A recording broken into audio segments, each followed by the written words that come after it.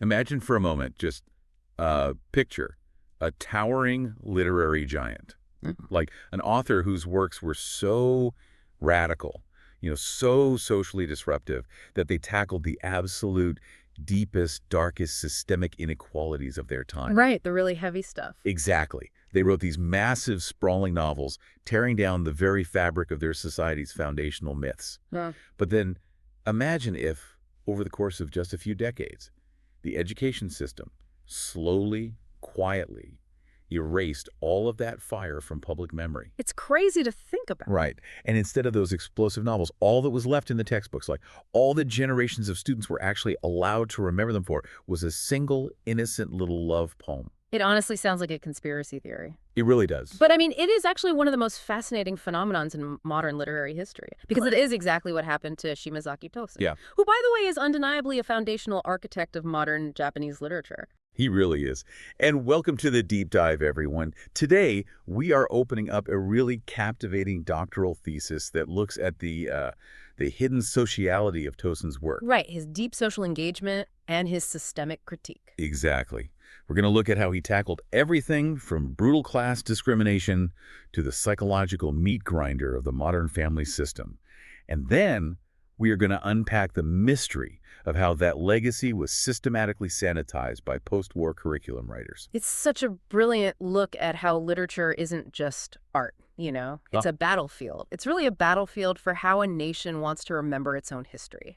So true. And to really understand that battlefield, we have to start by looking at what made Tosin so dangerous in the first place. Right? Yeah, you really have to understand the sheer weight of what he was writing about during the Meiji era. Which was a wild time. Oh, absolutely chaotic. It was Japan's incredibly rapid transition from this isolated feudal society into a modern industrialized nation state at the end of the 19th century. Right. And there is really no better place to start than with what is widely considered his most explosive social novel. Hakkai, or The Broken Commandment, published in 1906. Like, if you want to establish someone as a fierce, unflinching observer of society, this is the book. It really is. So let's set the stage a bit. The protagonist is a young schoolteacher named Ushimatsu, and he belongs to the Borakumen class. Right. Now, for those who might not be deeply familiar with Meiji-era social structures, what exactly does that mean for his day-to-day life? I mean, honestly, it meant living with an ever-present suffocating dread. Wow. Yeah. The Burakumin, historically, were a severely marginalized outcast group in Japan. During the feudal Edo period, they were forced into occupations that were considered impure or, tainted by death. Things like leatherworking or butchery, right? Exactly. Now, legally speaking, the Meiji government had actually issued an emancipation edict in 1871. Okay. And that supposedly abolished this caste system. Supposedly being the key word there. Yeah, highly supposedly. Because, society does not change overnight just because a law is passed on paper. Right, obviously. In practice, the intense social discrimination, the ostracization, the absolute refusal of the broader society to integrate them, all of that remained deeply, deeply entrenched. It's that classic disconnect between the law on paper and the reality on the street. Perfectly said, yeah. So Ushimatsu is living in this newly modernizing society, right? But he is carrying this heavy historical stigma. Yes. And his father gives him one single devastating rule for survival. This is the commandment of the title. Right. He tells him, hide. Do not ever reveal your background. Conceal your origins at all costs or your life will be ruined. And the psychological weight of that commandment is the core engine of the entire novel. Ushimatsu is living a completely closeted existence. Just constantly on guard. Every single interaction, every friendship, every professional achievement as a teacher, it is all built on a foundation of absolute terror. That sounds exhausting. It is. He is constantly scanning the room, terrified of being, clocked or discovered. He is essentially forced to perform this civilized, acceptable identity while completely burying his authentic self. And Tosin doesn't just leave him in that isolation, which is interesting. He introduces a foil, right? He does, yeah. A mentor figure who operates completely differently, Rentaro Inoko. Yes, Inoko is such a fascinating character. He is a prominent thinker, a writer, and a pioneer for liberation. And he also shares Ushimatsu's background. Okay. But unlike Ushimatsu, Inoko absolutely refuses to hide. He's the opposite. Complete opposite. He is a fierce, fiery activist, he publicly declares his identity, essentially shouting, "I am an ETA." Oh, wow. Yeah, he uses the highly derogatory term of the era specifically to reclaim it. That's a bold move. Very bold. He writes these passionate treatises. He challenges the systemic prejudice head-on. Basically, he is everything Ushimatsu is terrified of being, but deeply yearns to be. Okay, but this is where the research we're looking at gets really interesting about Tosin's creative process. Right. Because the thesis points out that Enoko isn't entirely fiction. He's based on a real-life figure, Sokichi Ui. Yes. But Tosin severely altered the reality of who Ui actually was, didn't he? He did, massively. The historical Aisokichi Ui was indeed a burakumin who achieved significant educational success. Okay. But he was not a fiery table-pounding activist, not at all. He wasn't. No. Accounts suggest he was actually a very quiet, enduring, deeply patient man. He navigated his immense challenges with stoicism. Interesting. Yeah, he was not out there writing radical manifestos. Mm-hmm. But Tosin took this quiet, enduring, historical figure and fundamentally transformed him. He turned him into this romanticized, highly vocal revolutionary for the novel. But why do that, though? I mean, why not just write about the quiet endurance? That's compelling, too. Well, because Tosin wasn't just doing documentary realism here. He was channeling his own profound rage, his own protest against Meiji society, and he channeled it through the avatar of Enoko. He needed a mouthpiece for his systemic critique. That makes sense. Right. By creating this fiery activist, Tosin was able to voice the radical social arguments that a historically accurate, quiet character just wouldn't have said aloud. Right, he needed a bullhorn. Exactly. It was Tosin projecting his own desire to smash the hypocrisies of the era. I hear that. I really do. Yeah. But I have to push back a little on Tosin's reputation as this flawless, progressive champion. Oh, please do. Because I've read the ending of Hakai, and quite frankly, it always confused me. The confession scene. Yes. Yeah. After all this buildup, all this internal agony, Ushimatsu finally breaks the commandment. He confesses his origins to his students and his colleagues. Right. But the way he does it, I mean, he literally grovels on the floor. Yeah, he does. He begs for forgiveness for deceiving them. And then, instead of staying to fight or educate, he immediately packs up and flees to Texas. Texas, of all places. Right. It feels incredibly submissive. It's like, think of a modern whistleblower. They risk everything to expose massive corporate corruption, but instead of testifying in court, they apologize to the CEO for making a fuss and then immediately disappear to a remote island. That is a great analogy. It just feels like a cop-out. That is an incredibly sharp observation, and honestly, it cuts right to the heart of the critique the thesis levels at Tosin. Okay, so the thesis caught this too. Absolutely. You are noticing Tosin's own limitations. The thesis makes a brilliant argument here about his blind spots. Let's hear it. First, just on a factual level,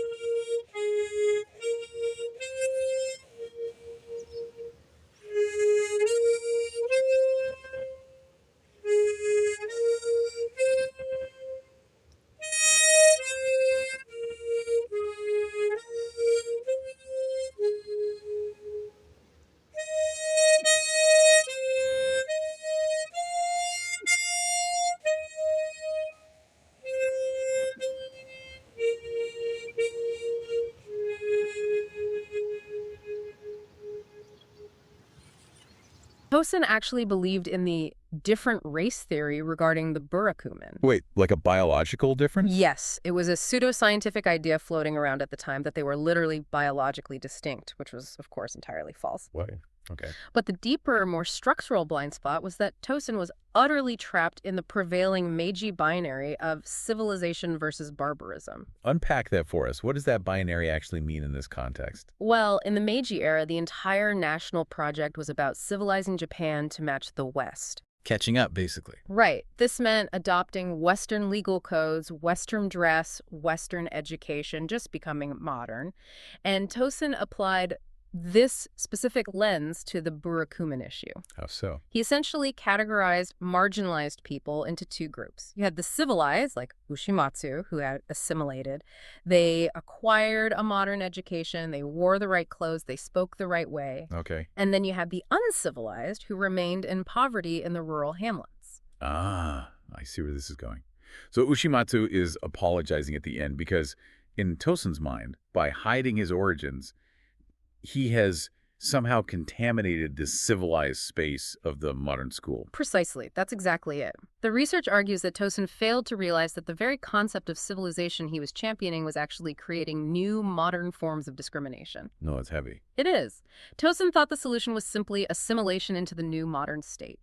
He couldn't quite grasp that the new modern state was inherently designed to require an underclass. So Ushimatsu has to flee to Texas because Tosin literally cannot imagine a space for him within the framework of civilized Japanese society, even after he tells the truth. Because his very existence breaks the binary. Exactly. It's a profound limitation on Tosin's part, but honestly, the fact that the novel exposes this friction makes it an incredibly rich historical document. It really does. It shows a writer wrestling with a massive social issue, getting some of it brilliantly right, like the psychological terror of hiding, and then getting the structural solution terribly wrong because he's trapped in the paradigm of his era. Perfectly summarized. So if Hakai is Tosun taking a sledgehammer to the broader societal structures, the research notes that he eventually changes his focus, right? That it does. He realizes that the real intense battleground of Japanese society isn't just in the public square. No. It's inside the house. Exactly. As his career progresses, he zooms in, and we see this perfectly in his 1911 novel, i.e., which translates to The Family. This novel chronicles the slow, agonizing, suffocating decline of two traditional provincial families, the Koizumi and the Hashimoto clans. I love how the thesis describes this part. It's not a story of an explosive tragedy. It's a story of a slow collapse. Yes. It's about the feudal family system, the ID just sort of crushing the life out of everyone trapped inside it. It was very claustrophobic. And at the center of this is the protagonist, Senkichi. He is desperately trying to escape this old, multi-generational web of obligations. He wants to build what he considers a modern nuclear home. Right. But the thesis points out a massive, glaring hypocrisy in Senkichi, doesn't it? Oh, it really does. And it's a very modern hypocrisy, honestly. Senkichi views himself as this forward-thinking intellectual. He wants independence. Naturally. He wants to be free from the financial burdens of his extended family, the endless rituals, the patriarchal authority of the old estate. He just wants to live in a modern home with his wife, Uyuki. Sounds reasonable enough. Sure, but what the text subtly reveals is that Senkichi's idea of modernity only extends to himself. Right. I remember this. He wants to be a modern, free man, but he absolutely demands that his wife remain a traditional, subservient, feudal woman. Yes. He expects Oyuki to manage the home flawlessly, to absorb all of his stress, to adhere entirely to traditional gender roles, all while he pursues his intellectual freedoms. He wants his cake and to eat it, too. Exactly. He wants the benefits of a modern lifestyle without giving up the patriarchal control he inherited from the very system he claims to hate. It's like, okay, think about it like downloading a brand new, highly advanced operating system. Okay, I like where this is going. You download this idea of Western modernity and individual freedom, but you try to install it on completely obsolete hardware, which is the deeply entrenched feudal patriarchy. Yes. You try to run that system, and it inevitably violently crashes. The hardware simply can't process it. Senkichi's trying to run a modern marriage on feudal source code. That is a perfect analogy. And the crashing of that system causes immense psychological damage for everyone involved. It has to. Which brings us to one of the most powerful recurring motifs in IE, which the thesis spends a lot of time unpacking. Okay, what's that? The motif of the black ship. Right, the black ships. Commodore Perry's American fleet arriving in 1853 and forcefully opening Japan to the west. Yes. But in the novel, it's not just a historical event. Senkichi literally blames the black ship for his father's madness. He blames the ships directly. He does, and we have to read this as a profound metaphor. The black ship in Tosin's work represents the violent, uninvited invasion of Western modernity into traditional Japanese life. It wasn't a gentle transition. Not at all. It wasn't a natural, organic evolution. It was a sudden, forceful rupture. Senkichi's father couldn't process this new world where the old rules of the Ioni no longer applied, and the psychic fracture literally broke his mind. Wow. The thesis argues that Tosin is diagnosing a national condition here. The characters in IE are a generation trapped in the wreckage of the black ship. Exactly. They can't fully return to the old feudal ways because the economy and society have completely changed. but they don't have the emotional or cultural tools to actually live in the modern world. They were stranded between your two operating systems. That is such a vivid way to understand the anxiety of that era. So we have the modern family as a totally failed experiment in IE. Yes. Fast forward a decade, and Tosin tackles the family dynamic again from a completely different angle. He does. Let's talk about his work, Arashi, or The Storm. If the husband-wife dynamic was a disaster, how does he handle parenting? Arashi is a really fascinating pivot. It's set during the Taisho democracy, so we're talking the 1910s and 1920s. Okay. Different vibe. Very different. This was a brief, relatively liberal period in Japan. It was characterized by a massive influx of Western mass culture. You had jazz, cafes, and it was heavily influenced by new liberal educational theories from the West. The Roaring Twenties, Japanese style. Exactly. And there was a huge societal obsession with child-centric education, plus a very intense, highly public debate going on about motherhood protection. Motherhood protection. What was that? It was the idea that women were biologically and spiritually destined for child rearing, and that they needed state support to fulfill that sole purpose. It was a very rigid view of maternal duty. Okay, so that's the cultural backdrop. Yeah. And right in the middle of this era, obsessed with the sacred nature of motherhood, Tosin writes a novel about a father raising 4 children entirely alone. Yes. He's a widower. Right. And the father in Arashi is deeply anxious about this. He feels incredibly inadequate because the entire society is basically broadcasting the message that children fundamentally require a mother's care to develop properly. He feels like he's failing just by existing. Exactly. He is trying to perform a role that society tells him he is biologically unsuited for. But the thesis argues something really counterintuitive here, which I found fascinating. It suggests that by chronicling this father's struggle, Tosin is actually subverting that dominant motherhood protection ideology. He absolutely is. Because as the novel progresses, the father doesn't just manage to keep the kids alive, he develops a profoundly deep, nurturing bond with his children. He steps up. He really does. He engages in the daily, mundane domestic labor. He is attentive to their emotional needs. The research points out that Tosin is depicting a very early radical awakening of what we might call paternal domesticity. Like a pioneer stay-at-home dad. Yes. He's essentially writing a 1920s stay-at-home dad who proves that nurturing and caregiving are not exclusively maternal biological traits. They are human capacities that a father can fully realize. Okay, I see the progressive angle there. It's pushing boundaries. But again, looking closely at how this father actually operates in the text, I have some serious questions about his so-called liberal parenting. Oh, how so? Well, he constantly creates this illusion of democratic freedom for his kids. Right. Like, they use rock, paper, scissors to make household decisions so everything is fair and equal.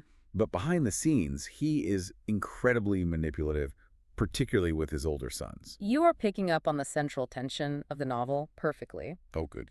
The father claims to want to foster independent individuals, which aligns with those Taisho liberal ideals, but he is heavily influenced by the Atarashiki Mura, or New Village movement. What was that? It was a real-life utopian agrarian commune movement founded by the writer Sanyatsu Mushanakoji. It basically idealized a return to the soil, mutual aid, self-sustaining farming.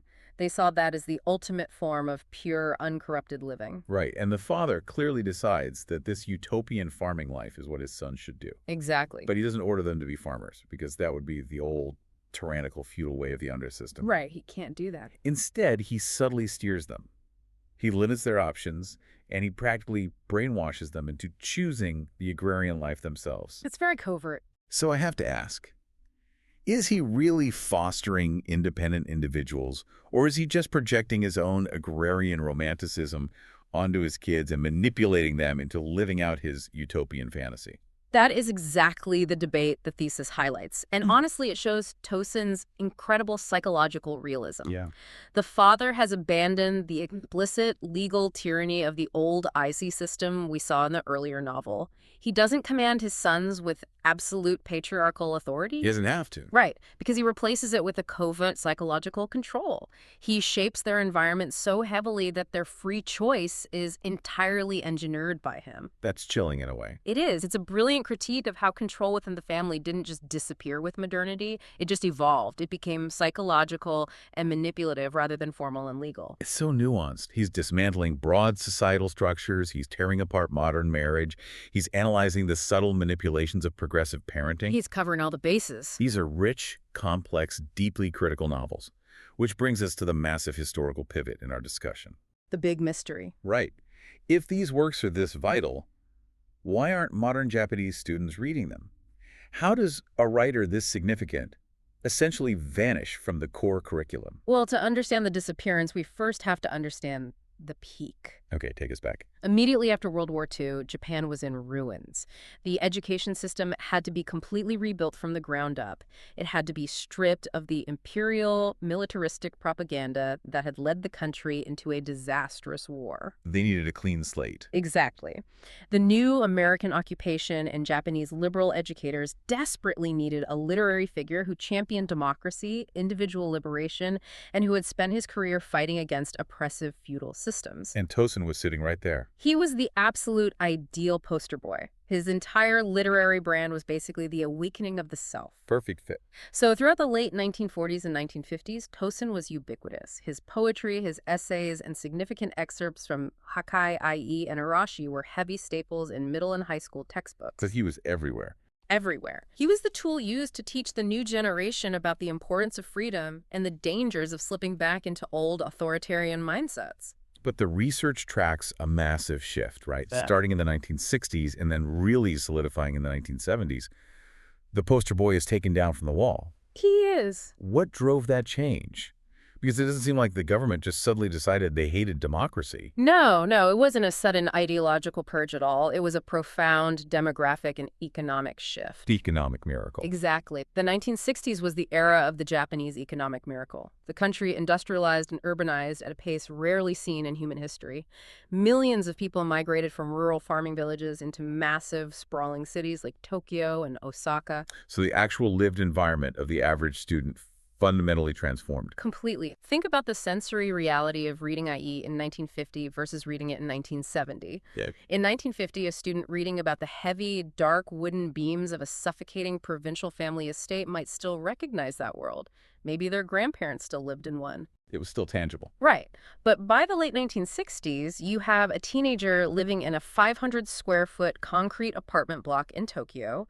They are part of a nuclear family. Their father leaves at 7 a.m. to be a corporate salaryman and comes home at 10 p.m. Worlds apart.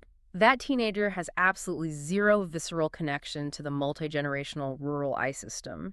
The feudal family didn't feel like a pressing societal threat to them anymore. It felt like ancient history. The context just evaporated. And the research also notes that the very definition of what it meant to be a youth in Japan changed during this time, didn't it? Significantly. In Tosan's era and even in the immediate post-war period, being a youth, particularly a university student, meant you were part of a tiny intellectual elite. Right. You were expected to grapple with massive existential angst about the fate of the nation, the soul, and political revolution. The brooding intellectual in the cafe smoking cigarettes and arguing about Marx. Exactly. But the economic miracle brought about mass higher education. Suddenly, going to high school and university wasn't about philosophical angst. What was it about? It was a pragmatic conveyor belt. It was about passing standardized tests to enter the corporate track. The goal was to become a salaryman and achieve middle-class stability. The rat race begins. Right. So, to a generation focused on economic advancement, consumer culture, and buying their first television or car, the deep, agonizing, systemic suffering of a Tosin protagonist just seemed exhausting. Like, why are you complaining so much? Exactly. It seemed melodramatic and totally disconnected from their reality. So curriculum writers are looking at these texts and thinking, our students just can't relate to this. The world has moved on. Right. But I want to pause here because there is one novel that defied this trend for a while, and it is considered his absolute masterpiece. Yokomai, Where Before the Dawn. The doctoral thesis specifically tracks how this one massive book clung to the curriculum before finally being pushed out. Let's unpack the story first because it's intense. It is a staggering achievement. Tosin wrote it in the late 1920s and early 1930s. It's an epic historical novel that tells the story of Hanzo Ayama. Okay.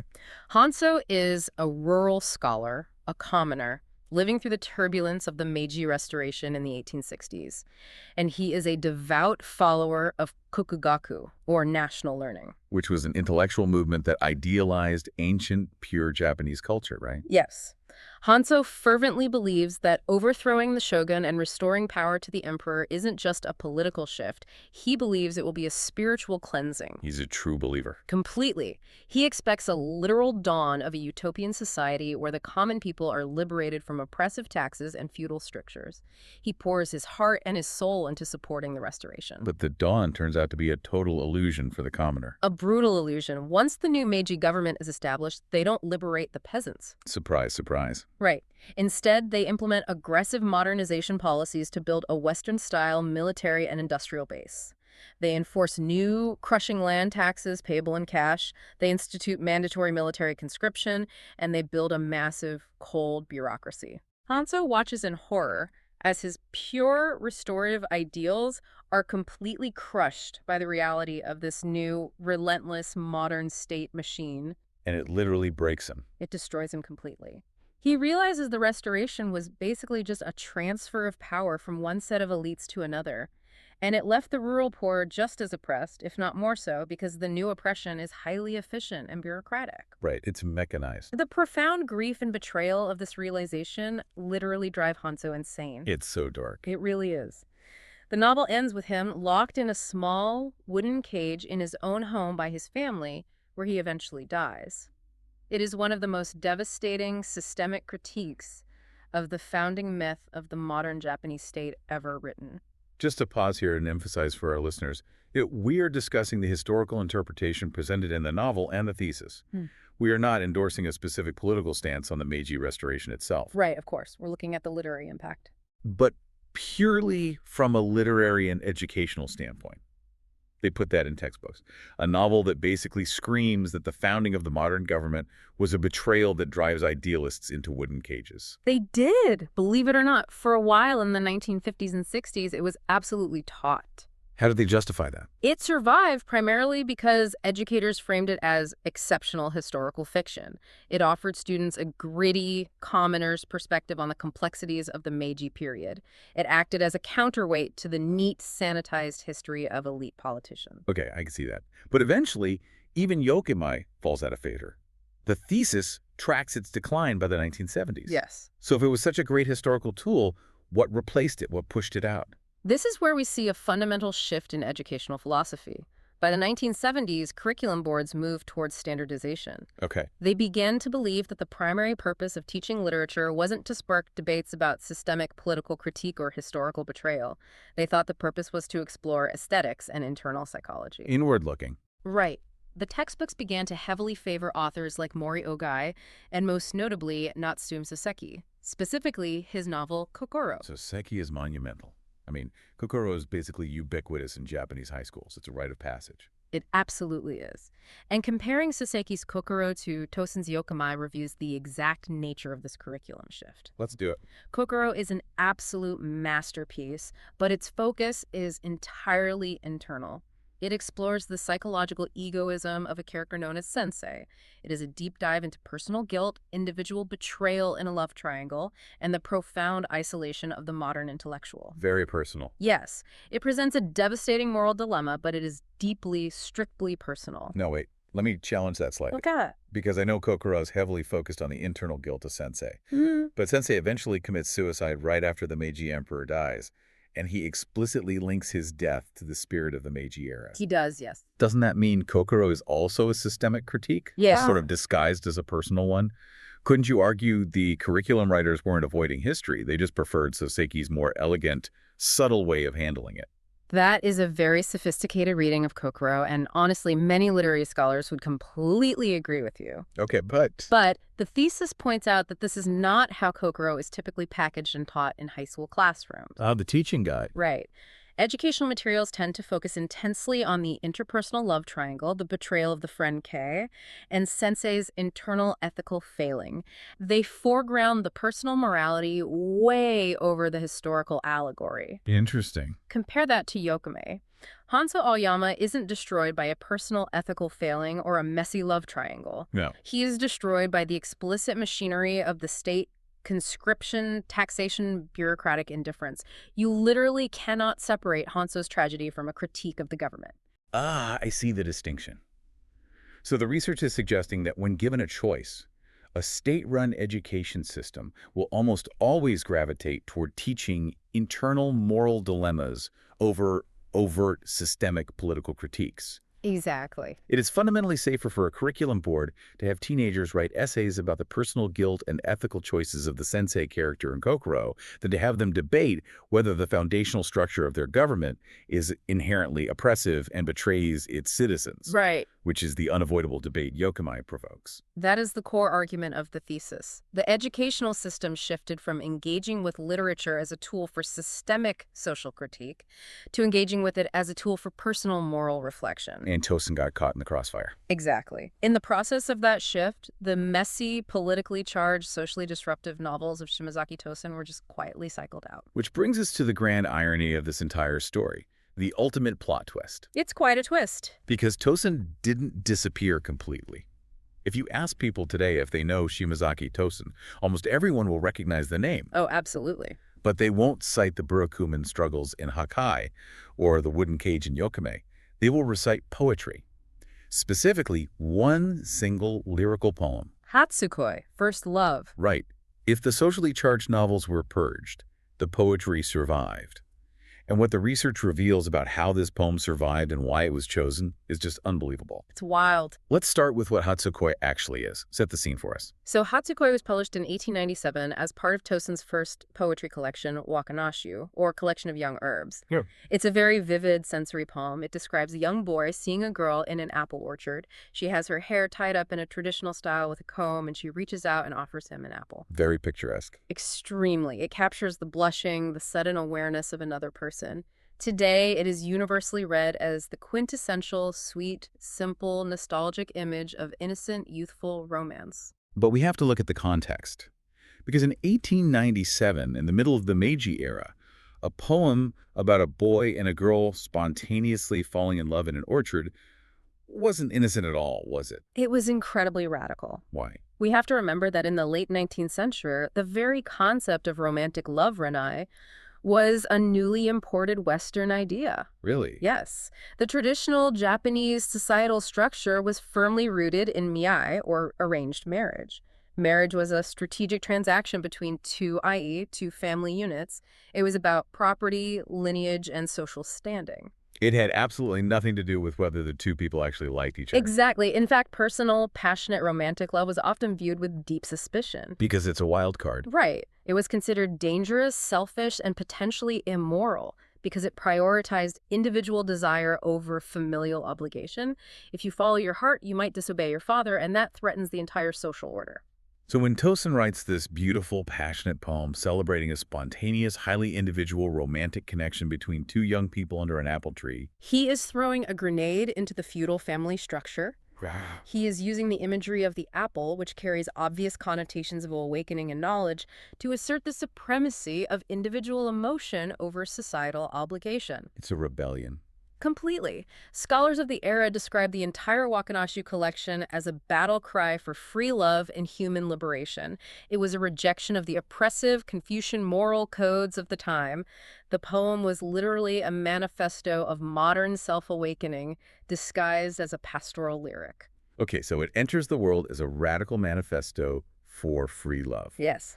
Now, let's fast forward nearly a century. The research details how Hatsukoi became a massive, undeniable staple in middle school textbooks by the 1980s. It was everywhere. Why did the curriculum writers in the 1980s and 90s fall in love with this specific poem? This is where the story becomes just a tragedy of misinterpretation. They included it for the exact opposite reason Tosin wrote it. Wait, they use it for the opposite reason? Yes. We have to look at Japan in the 1980s. This was the absolute height of the bubble economy. Oh, right. There was massive wealth, rapid commercialization, and a rising societal panic among older generations and educators about the corruption of youth. Right, the era of hyper-consumerism. Yeah. Everyone had money, kids were acting out. Yes, educators were looking at the media landscape, the rise of commercialized sex, materialistic dating cultures, teenagers hanging out in Shibuya, and they were panicking about the loss of traditional values. They felt modern youth romance had become cheap and transactional. Well, you guess. They needed something pure. They desperately wanted to teach these kids about pure, wholesome, traditional love. Oh, no. Oh, yes. So they reached back into the literary canon, bypassed all of Tosin's heavy social novels, and grabbed Hatsukoi. They looked at the image of the girl with her hair tied up, offering an apple in a rural orchard, and they stripped away all the radical 1897 context. They completely sanitized it. Totally. They didn't teach it as a rebellion against arranged marriage. They weaponized it as a tool for tradition.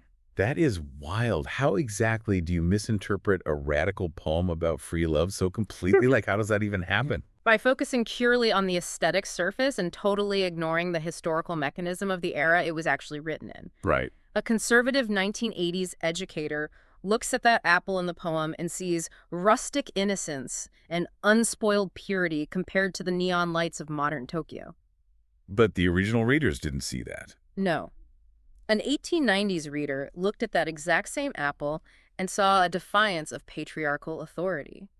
The curriculum writers took a poem that was originally a weapon against tradition and turned it into a nostalgic, safe model of romance to contrast with the messy reality of modern teenage life. They took the rebellion and turned it into the establishment. Precisely. We took a battle cry for individual freedom and turned it into a comforting lullaby. It is the ultimate domestication of a radical artist. The author of the thesis points to this as the ultimate proof of how literature is manipulated by educational systems. The original intent, the literal fire of the author, is completely overridden and rewritten by the anxieties of the curriculum writers in the present day. And this realization leads to the thesis writer's final passionate argument, doesn't it? It does. Which is what? Bring back the heavy novels. Essentially, yes.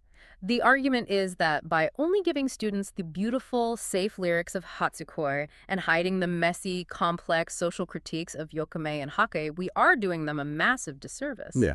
The thesis argues that Tosin's major novels need to be brought back into the classroom, not just as historical artifacts, but for the specific purpose of citizenship education. Citizenship education, meaning teaching students how to recognize systemic flaws, how to engage with societal structures, and how to think critically about the state apparatus. Exactly. The logic is that if we only teach students to analyze safe, internal moral dilemmas or to appreciate sanitized love poems, we are basically depriving them of the analytical tools they need to understand the systemic structures around them. Right. Reading Yokame forces a student to ask, is the state actually working for the benefit of the people, or is it a machine serving its own survival? Tough question. Very. Reading Hakai forces them to ask, how does our society's current definition of what is normal or civilized implicitly create new classes of outcasts? These are vital, uncomfortable questions that are absolutely necessary for active participation in a democracy. And by hiding them. By hiding Tosin's deep sociality, the curriculum is essentially pacifying the student body. I understand the thesis writer's passion, I really do, but I have to play devil's advocate here for a second. Go for it. Didn't we establish earlier that part of the reason these novels were dropped in the 1970s was that teenagers in modern concrete apartments simply couldn't relate to the world of Meiji-era provincial estates and historical land taxes? We did, yes. So if you bring Yokame back into a classroom today, in 2026, can a modern 16-year-old even process the historical context required to understand Hanzo's descent into madness? Isn't it just going to go entirely over their heads? That is the practical challenge, and it's a very valid counterpoint. Yeah. How do you make a 1930s epic about 1860s tax policy relevant to a kid with a smartphone? Right. It's a tough sell. It is. But the counter-argument is that this is exactly what teachers are for. The mechanisms of oppression, bureaucratic indifference, the gap between political ideals and ground-level reality, the pressure to hide one's true identity to fit into civilized society, those mechanics haven't disappeared. No, they haven't. They just wear different clothes today. The job of the educator isn't just to hand them the book and say, read this. It's to build the bridge between Hanzo's wooden cage and the systemic pressures the students feel in their own lives right now. It's connecting the dots. Right. It's difficult work, far more difficult than teaching a lovely poem, but the thesis argues it is incredibly necessary work. It's a compelling debate, and it completely reframes how we look at what gets taught in schools. Let's recap this incredible journey. It's been a ride. We started with Shimazaki Tosin staring down brutal, systemic class discrimination in Akai, even though he struggled to escape the prejudices of his own era. We watched him dissect the suffocating, claustrophobic reality of the traditional family in IE and wrestle with the manipulations of supposedly progressive parenting in Arashi. Yes. We explored the absolute historical tragedy of Yokome, watching an idealist completely crushed by the modernization of the state. And finally, we uncovered the fascinating, slightly tragic curation of textbooks that stripped away all of that fire, leaving us with a beautiful but thoroughly declawed love poem. It is a profound reminder that the literary canon isn't a static museum. It is an active, ongoing negotiation about what a culture chooses to remember, and perhaps more importantly, what it chooses to forget. And that leaves us with something I want everyone listening to really think about. Okay. Think back to the classic literature you were taught in high school. We tend to assume that classic texts are placed in front of us because they are timeless, objective masterpieces of human thought. But what if they aren't? A scary thought. What if the specific parts of a classic author that you're allowed to read say far more about the fears and anxieties of the curriculum writers working today than they do about the author's original genius? Are we, much like Ushimatsu's father in The Broken Commandment, instinctively choosing to hide the messy, complicated structural realities of our history because they are just too uncomfortable to confront in the classroom? It's definitely something to chew on. It is. Think about that the next time you see a classic on a syllabus. Thank you so much for joining us on this deep dive. Keep questioning the sources you consume, look for what's missing, and we'll see you next time.